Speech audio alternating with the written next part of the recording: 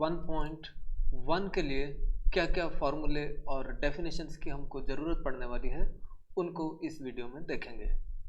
जो पहली डेफिनेशन हमारे पास आती है वो है set. A set is a well defined collection of objects.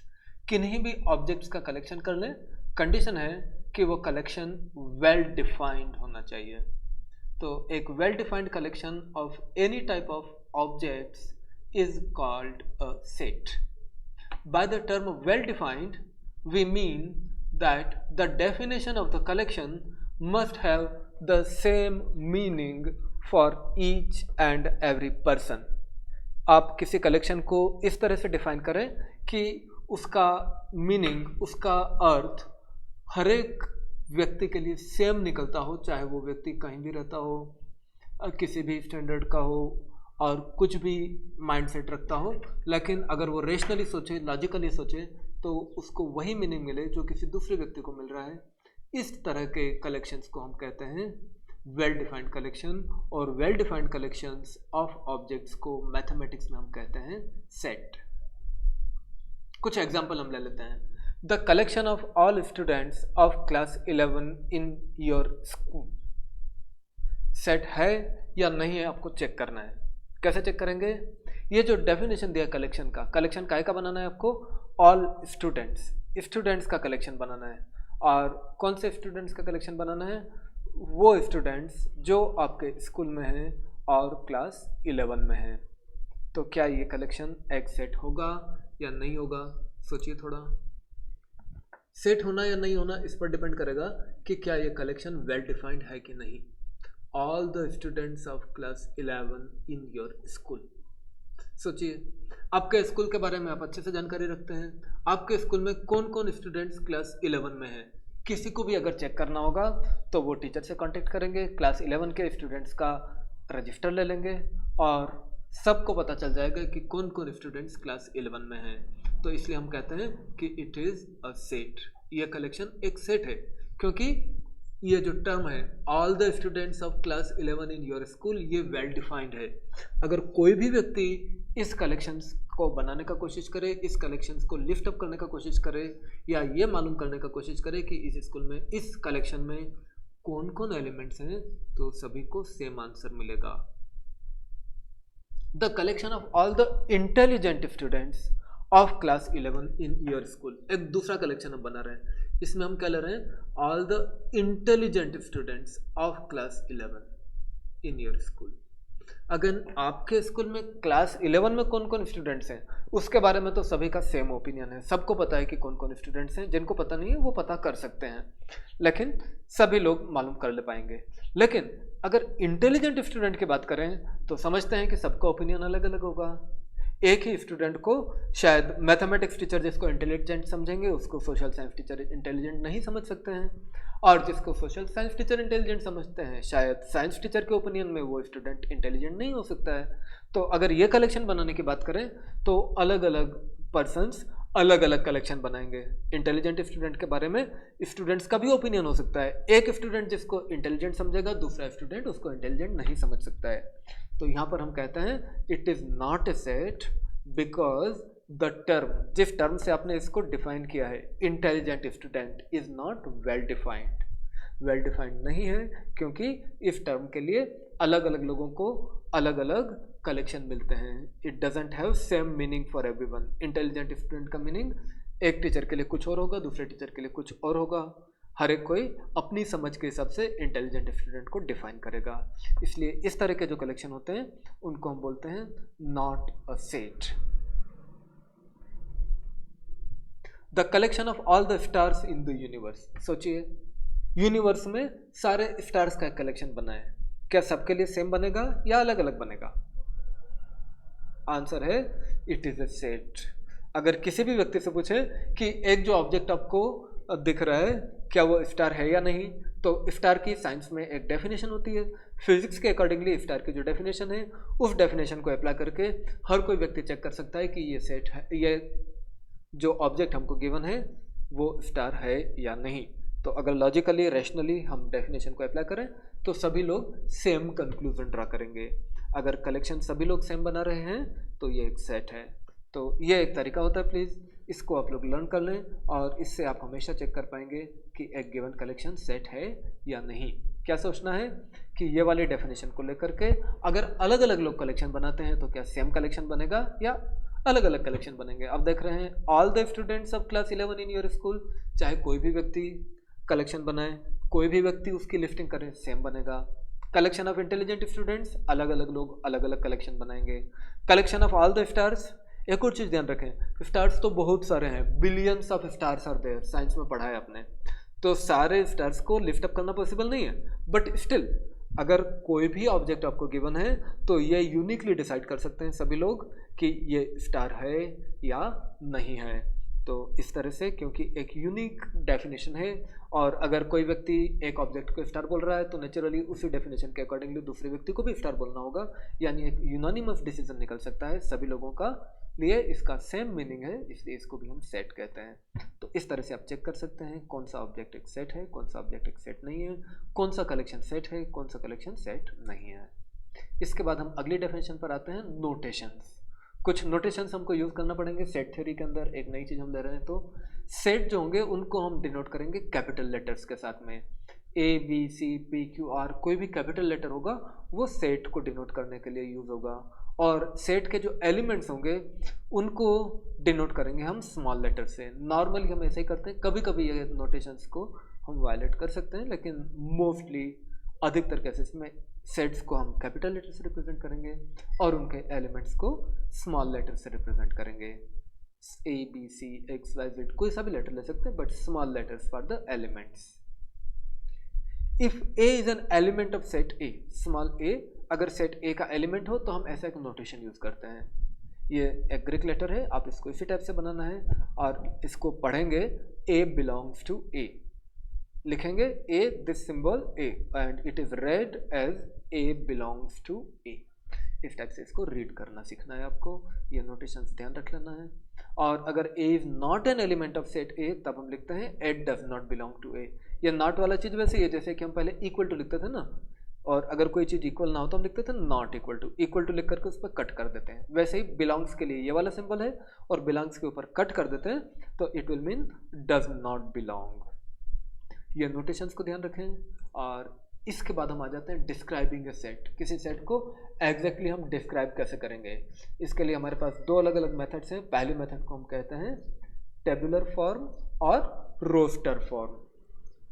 In this form all the elements of the set are listed.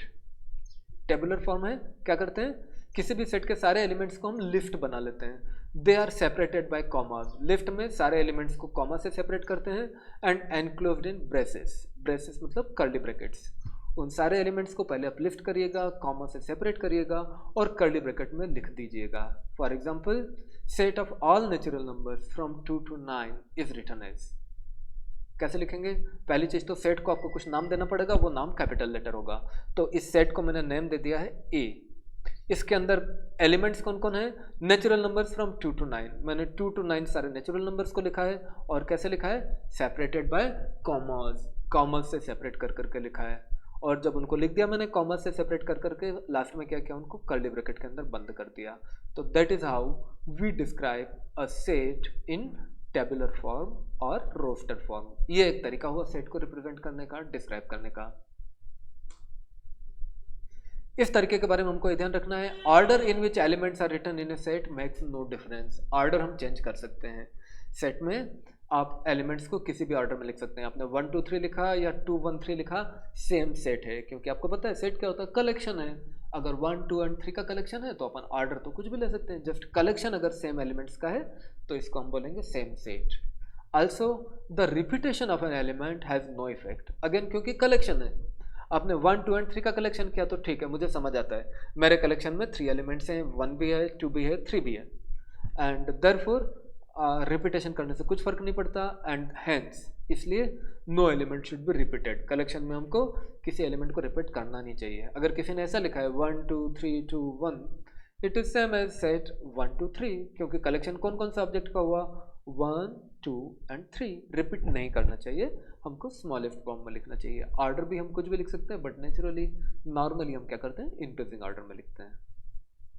इसके बाद में डिस्क्राइबिंग ए सेट के लिए दूसरा तरीका जो होता है वो होता है सेट बिल्डर और rule form. In this form all the elements of a set are described with the help of one representative element. एक ही एलिमेंट की हेल्प से हम सबको डिस्क्राइब कर देते हैं, उसको बोलते हैं रिप्रेजेंटेटिव एलिमेंट।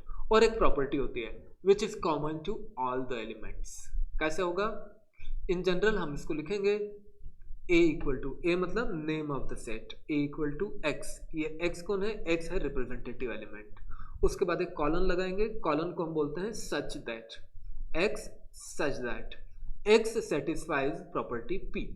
x की वो सारी वैल्यूज हो सकती हैं जो प्रॉपर्टी p को सेटिस्फाई करती हैं। ये एक जनरल फार्मूला होता है, ये आपको बहुत ज़्यादा समझ नहीं आएगा, लेकिन जब आप इसको देखेंगे अप्लाई कैसे करते हैं तो एप्लीकेशन समझने के बाद में आपको समझ आ जाएगा कि फार्मूला हमने ऐसे क्यों लिखा है। एक एग्जांपल लेते हैं, सेम एग्जांपल जो हमने पहले लिया, the set of all natural numbers from 2 to 9, 2 से लेकर के 9 तक के सारे नेचुरल नंबर्स का सेट।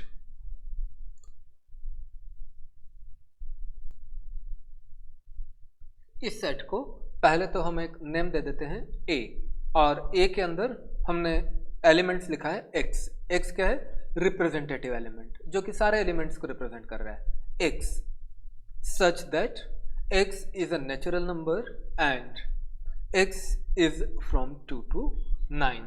तो देख रहे हैं हमने क्या लिखा, एक रिप्रेजेंटेटिव एलिमेंट x लिखा है, उसके बाद में कॉलन लगाया, उसको हम पढ़ते हैं सच दैट, और फिर एक प्रॉपर्टी, कॉमन प्रॉपर्टी, वो प्रॉपर्टी जो सिर्फ इसी सेट के एलिमेंट्स की होनी चाहिए। x is a natural number and x is from 2 to 9। इस कॉमन प्रॉपर्टी के हिसाब से ये सेट हमारा डिफाइंड हो गया। इसको चेक करने का एक तरीका यह भी है कि इस कंडीशन के हिसाब से, इस कॉमन प्रॉपर्टी के हिसाब से आप चेक कर लीजिए x की क्या क्या वैल्यूज पॉसिबल है। नेचुरल नंबर होना चाहिए, 2 से 9 तक होना चाहिए। नेचुरली इसकी वैल्यूज क्या आएगी, 2 3 4 5 6 7 8 9। तो ये वही वाला सेट है जो हमने पहले रोस्टर फॉर्म में लिखा था और अभी सेट बिल्डर फॉर्म में लिख लिया है। सेट बिल्डर फॉर्म में थोड़ा सा हमको सोचना होता है, हमेशा x लिखा रहेगा, सच दैट लिखा रहेगा, फिर एक कॉमन प्रॉपर्टी लेना है, वो प्रॉपर्टी जो कि सिर्फ इसी सेट के एलिमेंट से सेटिस्फाई होती है, किसी ज़्यादा से नहीं, क्योंकि अगर इस प्रॉपर्टी के हिसाब से x की कोई एक्स्ट्रा वैल्यू पॉसिबल हो गई तो सेट चेंज हो जाएगा। एक बार और हम इस सेट को चेक कर लेते हैं, क्योंकि सेट बिल्डर फॉर्म थोड़ा सा मुश्किल पड़ता है शुरू में। एक बार और हम इसको चेक करते हैं। हमको सेट बनाना है of all natural numbers from 2 to 9, 2 से लेकर के 9 तक के सारे नेचुरल नंबर्स का सेट बनाना है। सेट बनाना है तो पहले तो आप उसको नेम देंगे a, फिर कर्ली ब्रैकेट बनाएंगे x सच दैट, इतना तो सब में लिखना ही है सेट बिल्डर फॉर्म के लिए, सेट का नाम x सच दैट, और उसके बाद एक कॉमन प्रॉपर्टी लेना है।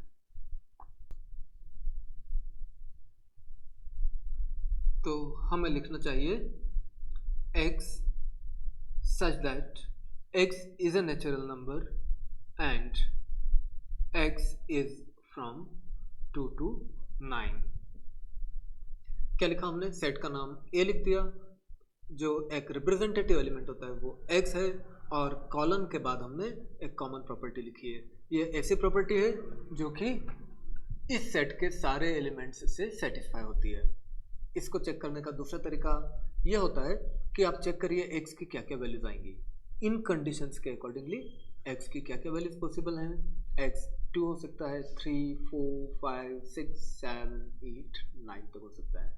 तो नेचुरली इस सेट से सेट बिल्डर फॉर्म में वही वाले एलिमेंट्स रिप्रेजेंट हो रहे हैं जिनको कि हम रिप्रेजेंट करना चाहते हैं। इस टाइप से हम इसको चेक कर सकते हैं कि जो मैंने सेट बिल्डर फॉर्म में लिखा है वो करेक्ट आया या नहीं आया। इसके बाद में हम जाते हैं some important sets of numbers.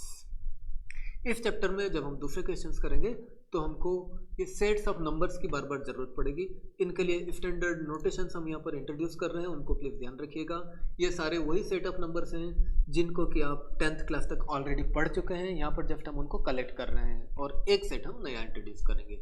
Natural numbers आप पढ़ चुके हैं। नेचुरल नंबर होते हैं numbers of counting, 1 2 3 and so on. ये हमने यहाँ पर इसको रोस्टर फॉर्म में लिखा है। नेचुरल नंबर्स के बाद आते हैं होल नंबर्स। इन नेचुरल नंबर्स में अगर आप जीरो को भी इंक्लूड कर देते हैं तो इसको बोलते हैं होल नंबर्स। नोटेशन होता है W।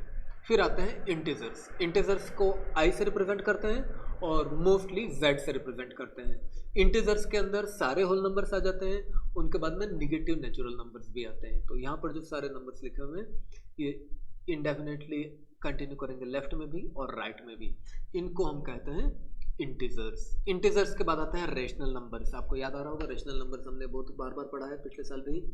रेशनल नंबर्स होते हैं numbers of the type p upon q। इसको हमने सेट बिल्डर फॉर्म में लिखा है, q for rational numbers. Rational numbers को q से रिप्रेजेंट करते हैं, स्टैंडर्ड नोटेशन है, और इसके अंदर जो एलिमेंट होंगे वो सारे p अपॉन q फॉर्म के होंगे।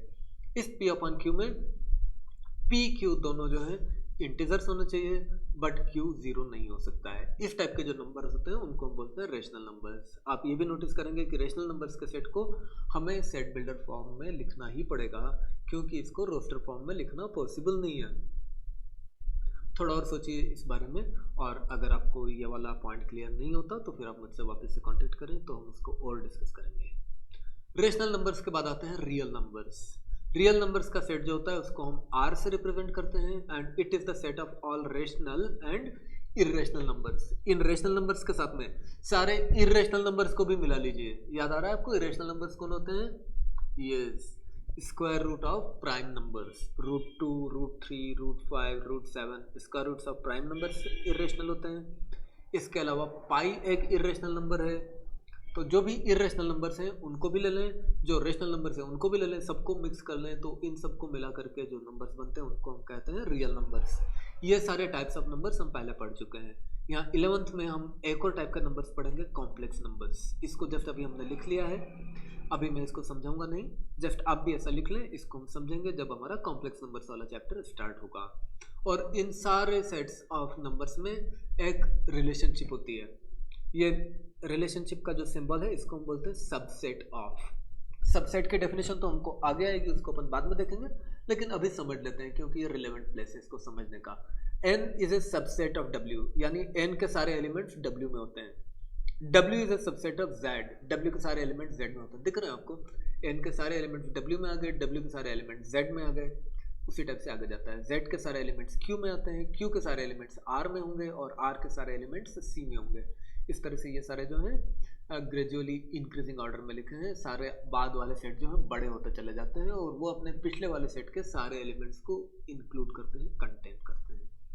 तो ये नेम से याद रखिएगा प्लीज, स्टैंडर्ड नोटेशंस हैं, इनको याद रखेंगे। और किस सेट में कौन कौन एलिमेंट्स होते हैं, क्या क्या नंबर्स होते हैं, बहुत अच्छे से लर्न कर लीजिए, आपको आगे मैथ्स में हर जगह काम आएगा। इसके बाद में एक्सरसाइज 1.2 के लिए कौन कौन से फॉर्मूला एंड डेफिनेशंस की जरूरत पड़ती है उसको हम नेक्स्ट वीडियो में देखेंगे। Thank you.